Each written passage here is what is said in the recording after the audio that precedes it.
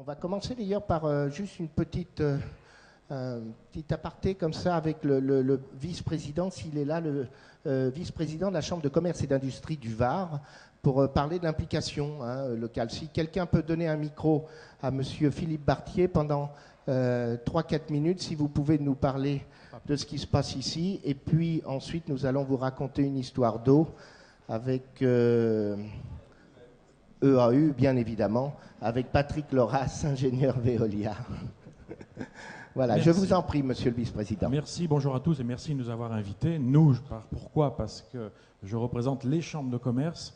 Alors, pas obligatoirement celle du Var, qu'on connaît un peu ici, j'espère. Les chambres de commerce représentent 2 millions d'entreprises sur le territoire, 30 000 collaborateurs qui œuvrent pour le bien-être des entreprises et de ses salariés aussi. Nous représentons aussi, nous accueillons 250 000 porteurs de projets et d'entreprises qui veulent se créer sur tous les domaines.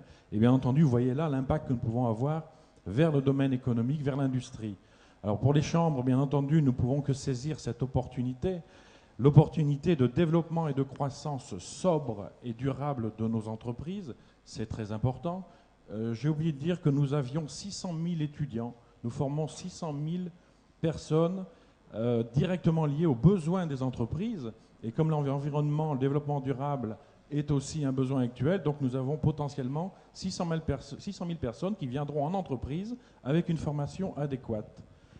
Dans le Var, nous avons noté que les États-Unis, le programme scientifique des États-Unis pour l'environnement avait prévu un investissement annuel d'ici 2010 de 40 000 à 80 millions de dollars d'investissement sur les énergies renouvelables. Donc là aussi, nous sommes fortement à l'écoute, bien entendu.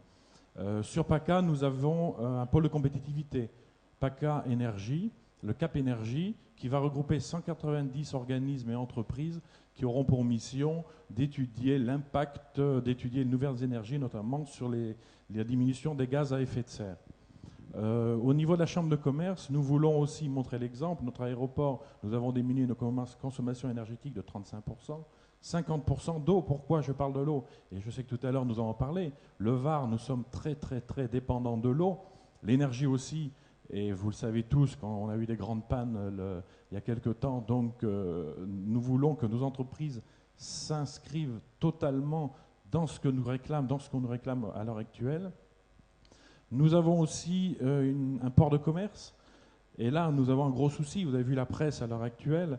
Notre souci, c'est que nous avons mis une offre multimodale pour pouvoir faire du méroutage. Le méroutage, vous savez ce que c'est tous, bien entendu, c'est pouvoir diminuer nos transports routiers allant vers l'Italie, vers l'Espagne ou autre, bien entendu. Aujourd'hui, la solution existe, le besoin y est, il nous manque un petit quelque chose, des pouvoirs publics comme d'habitude. Pourquoi? Alors il faut à mon avis, là-dessus, il faut aider les gens qui ont envie d'investir. Il ne suffit pas de trouver des solutions, il faut aussi donner envie aux gens d'avoir ces solutions.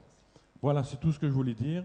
Juste un petit clin d'œil qui, j'espère, vous a un peu intéressé. Merci. Voilà, merci Philippe Bartier, qui est le vice-président de la Chambre de commerce et d'industrie du Var, en charge notamment de l'environnement. Merci pour ces précisions, ça nous concerne puisque c'est dans le Var.